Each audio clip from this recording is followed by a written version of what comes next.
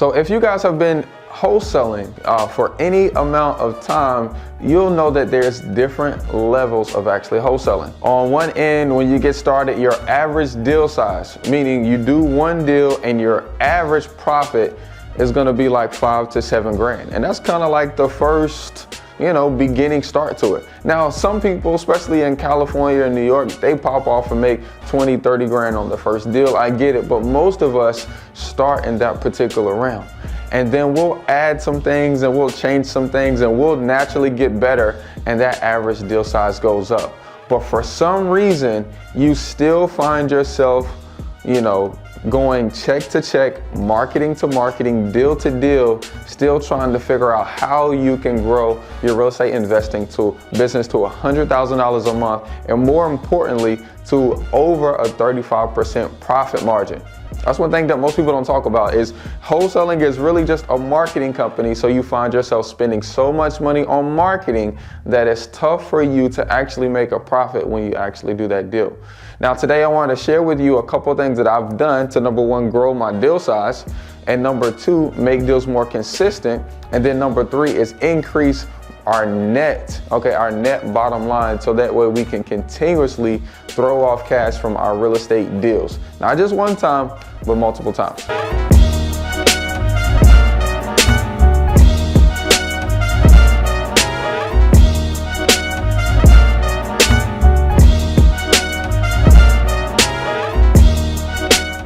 What's up, guys? It's your boy Sawan Belcher. This is me taking action on Instagram and YouTube. If you're popping up here for the first time and you don't know, I'm a full-time real estate investor, have been for the last 7 years, and I love showing you guys how you guys can do the business. I went from, at North Carolina A&T to getting pregnant our first year, to quitting and dropping out of school, to selling cars and becoming a master salesperson and communicator, and then using all of my skills there to invest in real estate. And I was doing it part-time for a while, and I started doing it full-time. Absolutely changed my whole trajectory. And literally, I didn't do anything different than I was doing at the car dealership, but I was able to allocate funds. Okay, what I mean is, at the car dealership, if we made a $10,000 profit, the only thing I got out of that is what I was promised was my commission.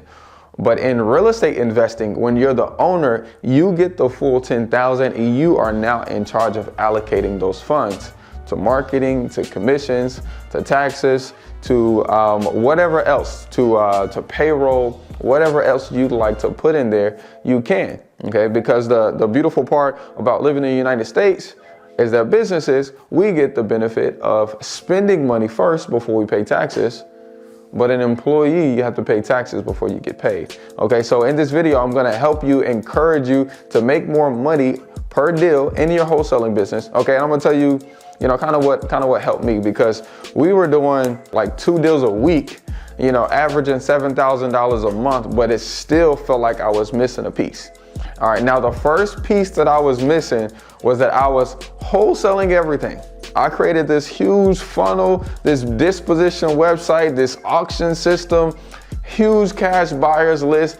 Everything is working smooth. Like I said, 2 deals a week. We're consistent, we're flowing, we're growing. I'm hiring guys, we're doing trainings. It's amazing. It's amazing to see how a company could grow. But realistically, the more people you hire, the more marketing you spend, the less net profits you're gonna end up making while you're growing it, okay? Literally in the midst of scaling, you don't have your guys running at, they almost never run at 100% capacity. They always run at like 85 to 90%. But when they just start with you, they're on F, okay? And as you train them and as you implement, they get to D, they get to C, and a lot of them will stay there, but the great ones will upgrade to about B level. But it takes time, patience, money, and effort to get them there. So while you're on the way there, your net profits go down, your average deal size go down, okay? But at the end of the day, that is one of the keys that you need in order to get your game up. okay, is you need to be open to hiring, okay? You need to be open to hiring. Secondly, you need to be open to raising money and taking your deals down. And thirdly, you need to be open into increasing your credit so that way you can actually buy these and refinance these. Doing these three things simultaneously will absolutely change your business. Okay. Now, the first piece of that, which is hiring, you are the best. I admit it. Okay. You are the best. You've gotten your company to where you are right now. You know, you're doing 2 or 3 deals consistently. Amen. Shout out to you. You know, you're doing the calling, you're doing the appointments, you're signing the contracts, you're building up the buyers list, you making all the deals happen. That's what's up. But realistically, if you can't, and look at the real reason why you left your 9 to 5, which for me, it was spend more time at church, be able to tithe more, be able to hang out with my kids more, and do the things that I like more. If you realistically can't do those things that you set out to do when you quit your job, and you're now running from 9 a.m. to 9 p.m. doing your business, then you still ultimately didn't get to the real goal that you were trying to get to. And the only way for you to spend more time with your kids, tithe more at the same time, you know, spend more time in church, those kinds of things, do more things that you like, is to buy back your time. Every hire you make should and will make you $100,000. The more people you hire, okay, the more people hire you, the more people you train, the more people you pour into, the more money your company is going to make without 100% of your effort. Will you be able to just hire a virtual assistant online and then they just go? Hecky no. You'll have to take time with them, but hiring is what everyone else that's making $100,000 a month in wholesaling and flipping houses is doing that you're not. Number 2 is raising private money. I get it. You sold 20 houses last year. That's what's up. Those cash buyers on those HUDs already did the work for you. You just need to re-engineer what they did in order to get their money that they have access to, because they don't have the money. YouTube is not right. They are not cash buyers. They go out and find deals from you, the wholesaler, and then they match make it with them, the private money person, and then they're just in the middle, just like wholesalers are in the middle between cash buyers and sellers. Okay, we're all helping each other. Okay, the Bible verse talks about where 2 or more gather together, so that means you can't do it by yourself. Same scenario here. Anytime you do a wholesale transaction, learn how to get better at reviewing your HUDs. It hit me one day when Miss Anna closed the deal with me. I was making, she told me, Sawan, I only want to do deals with you whenever you're able to wholesale me a deal and you make $20,000. I was like, yo, this is the best cash buyer ever. She wanted me to make $20,000 on every single deal. I was like, this is a win. And I don't know what made me think about it. But I said, I need to start looking at the HUDs more. You know, I was already looking at the HUDs because that was a part of my job, but I was realistically only looking at making sure our fee was there. I wasn't looking at the taxes. I wasn't looking at the loan. I wasn't looking at the seller side. I wasn't looking at the top. I wasn't looking at anything but what our fee was. And when I started digging into the HUD, I started to realize that every deal that Miss Anna was buying from us, she was getting cash back at closing, never bringing cash to. And I was thinking, well, I'm getting paid as a wholesaler on this deal, okay? Why is she getting paid as a cash buyer on this deal? How can I get paid to keep these houses? That's what I started thinking.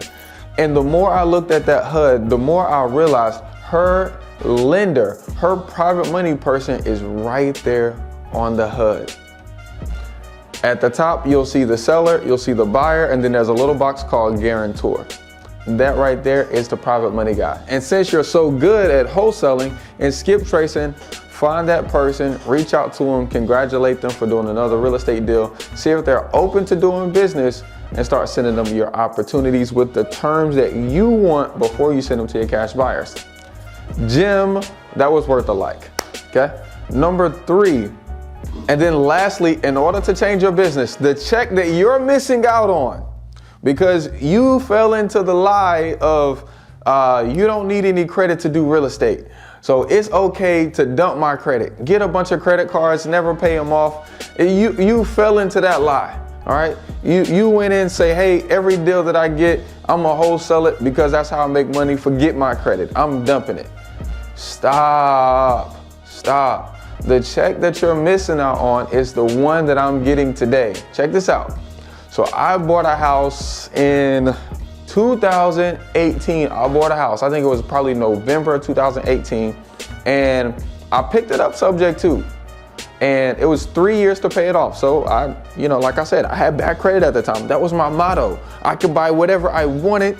Bad credit, credit, I don't need it. It's all good. I can still buy. So I bought it. I bought it subject to, and I paid it off. Okay. So it's been paid off for the last couple years now.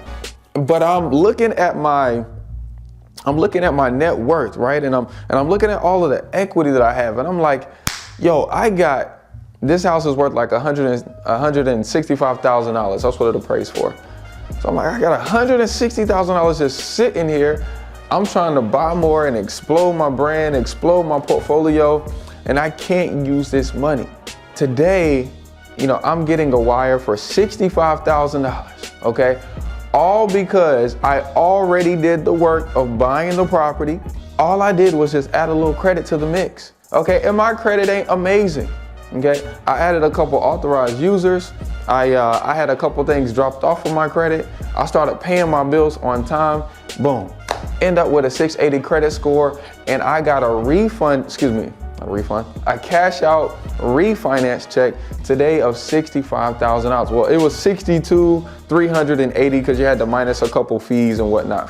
So $62,000. Most people that get caught up in the wholesaling lie go to ruin their credit, forget about it, and never tap in to, I have money now to pay the people that I owe. I have money now to dispute. I have money now to actually pay my bills, so you can increase your credit, so you can start using that last R of the BRRRR strategy, well, the second last R, okay?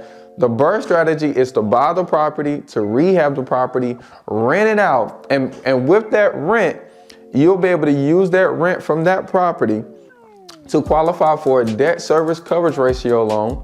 And all you got to do is not provide anything outside of taxes and your credit. They will refinance you and put the property into your LLC's name. Now, personal credit wise, you get limited to 10. But using this strategy, you can do hundreds with no limitations. Close in 2 weeks. Okay, take out 65 to 75% loan to value with your local bank. I don't need to preach to y'all, but I'm just telling you, these are the things that I'm doing right now to bring about more financial freedom, right? To bring about more time freedom, to do the things that I've always wanted to do today. Peace, y'all. See y'all in the next one.